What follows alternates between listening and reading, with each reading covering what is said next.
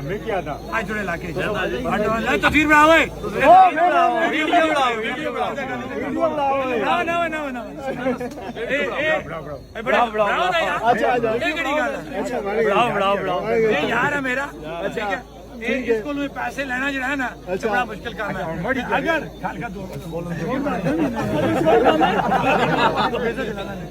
ये पूरी रियासत के लोग देख लेवन ये लोगों को लेना है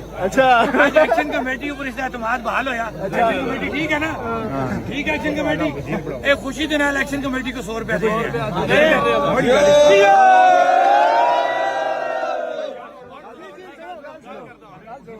ਤੁਸੀਂ ਅੱਲਾਹ ਪਾਕ ਨੂੰ ਮੰਨਦੇ ਹੋ ਅਗਰ ਤੁਸੀਂ ਦਾ ਛੱਡ ਪਾਈ ਤਾਂ ਤੁਸੀਂ ਇੱਥੇ ਇੱਕੀ ਮੇ ਦੌਲਤ ਦੇ ਤੁਸੀਂ ਆਖਦੇ ਹੋ ਤਾਂ ਦੌਲਤ ਦੀ ਲੋੜ ਜਨਤ ਹੀ ਮਿਲਦੀ ਸਾਰਾ ਕੁਝ ਮਿਲਦੀ ਉਹ ਦੌਲਤ ਮਿਲਦੀ ਇੱਥੇ ਦਾ ਛੱਡ ਸ਼ੌਕਤ ਸਾਹਿਬ ਦੇ ਬਾਰੇ ਕੀ ਆਖਣਾ